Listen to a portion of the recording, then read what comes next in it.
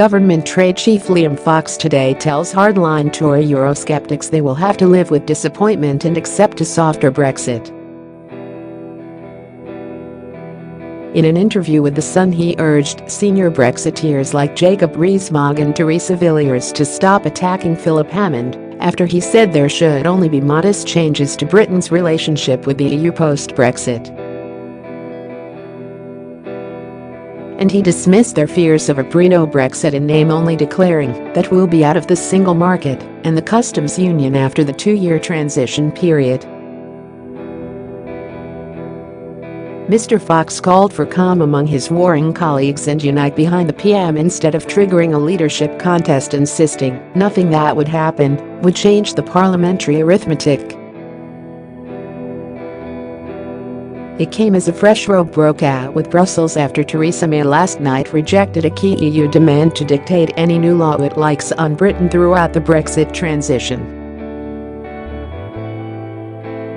Pressure piled on Brexit Secretary David Davis as he backtracked in a row with Ireland and said anybody could do his job.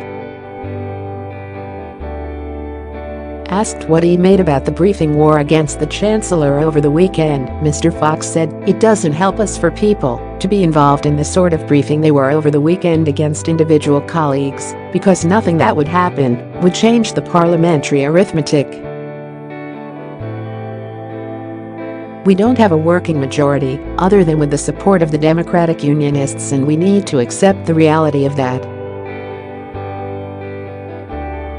I know that there are always disappointed individuals, but they're going to have to live with disappointment."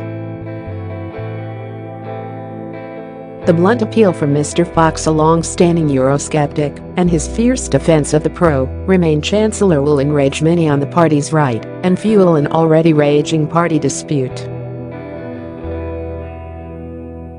But Mr. Fox also panned Mr. Hammond and Boris Johnson for promoting their own Brexit positions in public.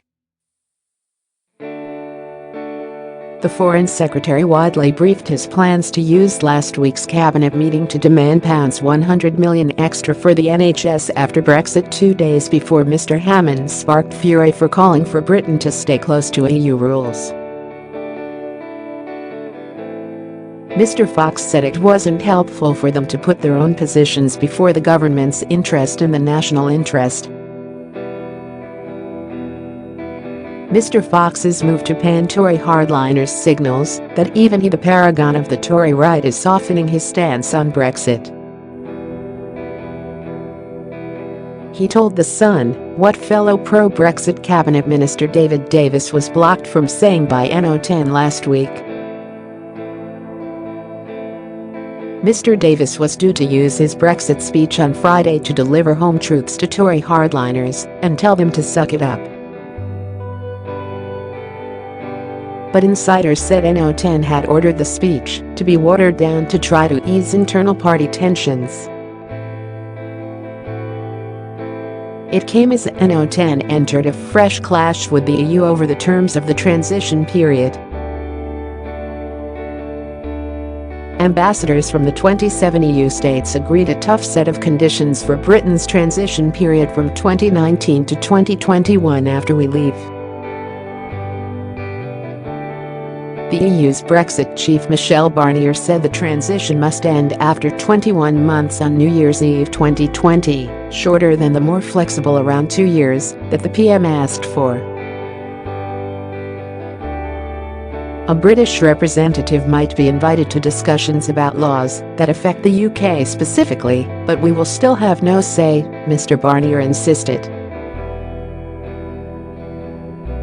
And the UK must also accept the full oversight of Euro judges throughout the period.